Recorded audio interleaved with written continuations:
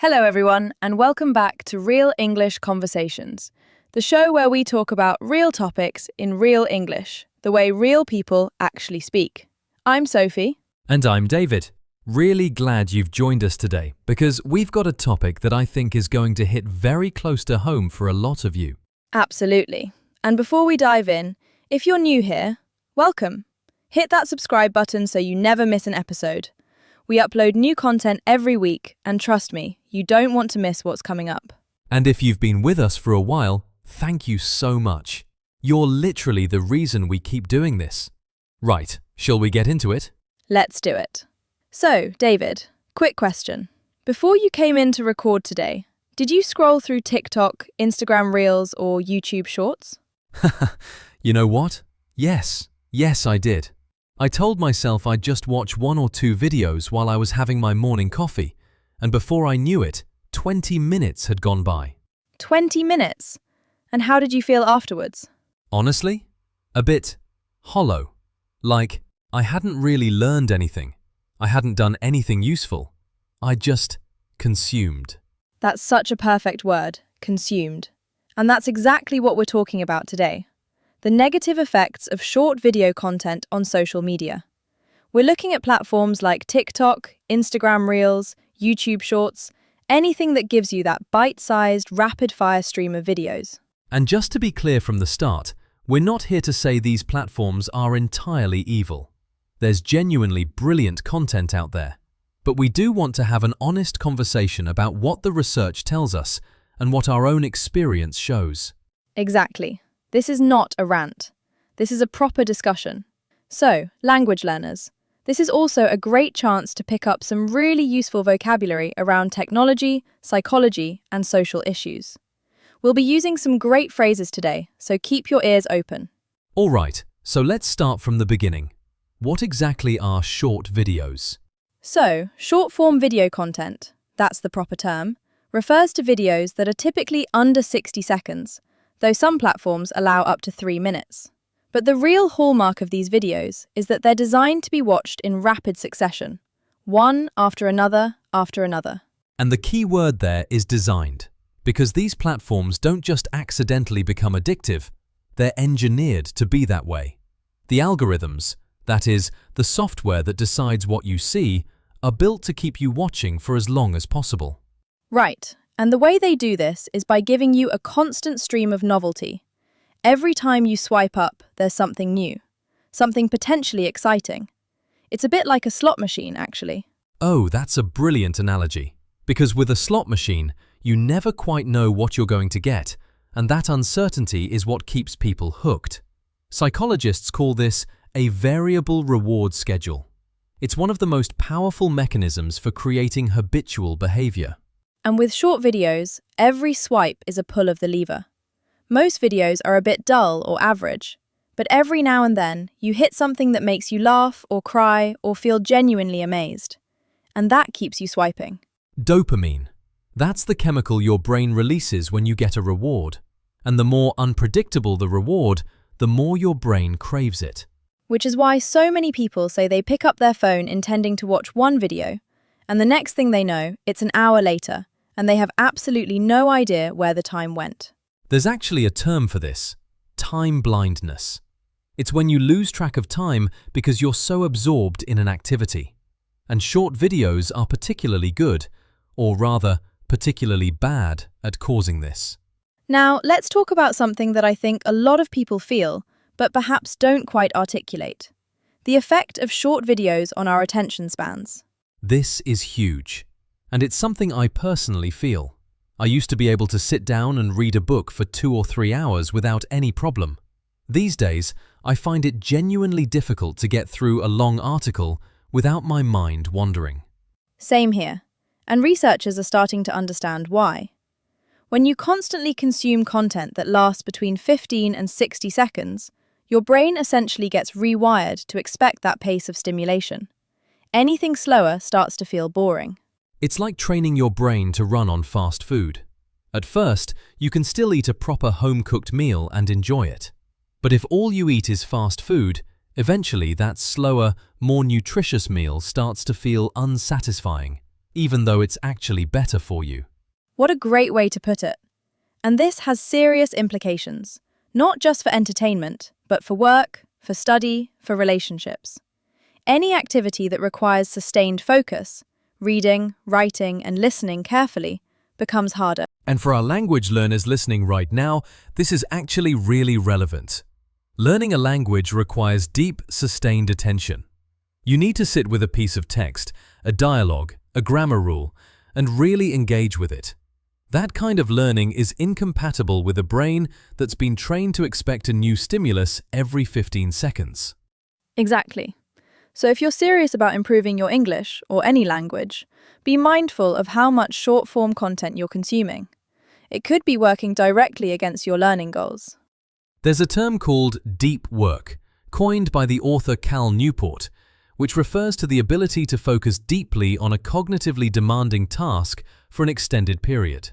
It's one of the most valuable skills in the modern world, and researchers argue that heavy short video consumption directly undermines our capacity for deep work. Right. Let's move on to mental health, because this is where things get really sobering. Yeah, and again, we want to be fair here. Social media and short videos aren't the only cause of rising rates of anxiety and depression, particularly among young people. But there's growing evidence that they're a significant contributing factor. So, firstly, there's the issue of social comparison. When you're scrolling through short videos, you're constantly seeing people who appear to be more attractive, more successful, more entertaining, more everything than you. And even though most people know, intellectually, that what they're seeing is carefully curated, filtered, edited, staged, it doesn't stop the emotional response. You know it's not real, but you still feel inadequate. Psychologists call this upward social comparison, comparing yourself to people who seem to be doing better than you. And in small doses, it can actually be motivating. But in large, constant doses, which is what short-form video delivers, it's genuinely damaging to self-esteem. There's also the phenomenon of FOMO, fear of missing out. The sense that everyone else is having more fun, living more exciting lives, going to better places. Short videos are essentially a highlight reel of the best moments of other people's lives, presented back-to-back, non-stop. Which creates a completely distorted view of reality. Your own life, with its ordinary days and quiet moments, starts to feel somehow lacking by comparison. And then there's the sleep issue, which I think is massively underappreciated. A huge number of people, and I suspect many of you listening, scroll through short videos right before bed. Guilty as charged, I'm afraid. Me too, honestly. But the research is quite clear on this. The blue light from your phone screen suppresses melatonin, the hormone that signals to your body that it's time to sleep. And the mental stimulation from the content itself keeps your brain in an alert, engaged state. Both of these things are terrible for sleep quality. Poor sleep then leads to poor mood, reduced concentration, weakened immune function, and, over time, increased risk of anxiety and depression. So there's a direct line from late-night scrolling to mental health problems. Now, here's another issue that I find really alarming: the spread of misinformation through short videos. Oh, this is a big one. Because a 60-second video simply doesn't have room for nuance, for context, for balanced evidence. It's all about the hook, grabbing attention in the first 3 seconds and delivering a simple, punchy message. And that environment is absolutely perfect for misinformation. You can make a confident, dramatic claim in 10 seconds. But debunking that claim, explaining why it's wrong, presenting the actual evidence, takes much, much longer. There's actually a name for this, the Brandolini principle, or the bullshit asymmetry principle, excuse the language, which states that the amount of energy needed to refute misinformation is an order of magnitude greater than the energy needed to produce it. So short-form video platforms are structurally biased towards the spread of false information, simply because lies are easier to compress into 60 seconds than truths. And the algorithm doesn't care whether something is true. It only cares whether it's engaging. So sensational, emotionally charged content, whether it's accurate or not, tends to perform better and get shown to more people. We've seen this play out time and again with health misinformation, political content, and historical revisionism. People are forming opinions and making decisions based on 60-second videos that have been designed to be persuasive, not accurate. This is one of the most important issues of our time, honestly. And it's why media literacy, the ability to critically evaluate the content you consume, has never been more important. All right, let's talk about something that perhaps feels more personal: the effect on our relationships. I think most people have had the experience of being in a conversation with someone and they pick up their phone and start scrolling. And it's incredibly rude, isn't it? But also incredibly common. It is, and it's not just about individual moments of rudeness. It's about the cumulative effect of dividing your attention between screens and people you care about. There's a wonderful, well, not wonderful, rather alarming, study that found that simply having a phone placed face down on the table during a conversation reduces the quality of that conversation, even when no one picks it up. The mere presence of the phone makes people feel slightly less connected. Because there's a part of your brain that knows the phone is there, that knows there might be something new, something stimulating, just a swipe away.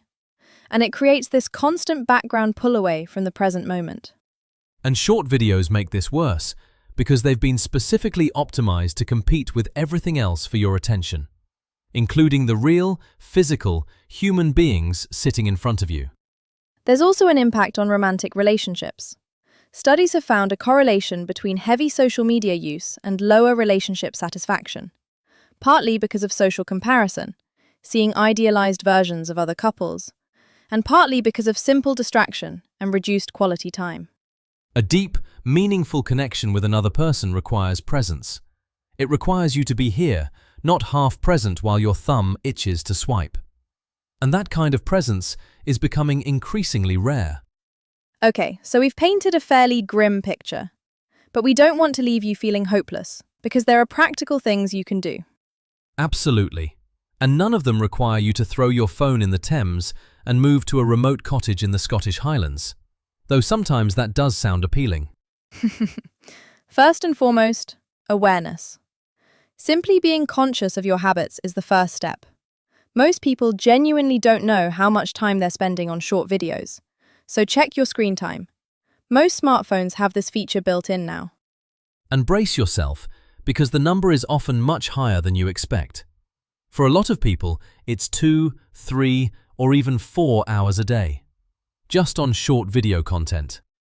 Once you know the number, you can set limits. Both mentally and technically, most platforms now have tools that allow you to set daily time limits. And your phone settings may have this option too. Another strategy is intentional consumption. Instead of passively scrolling, which is the default mindless mode, actively choose what you want to watch.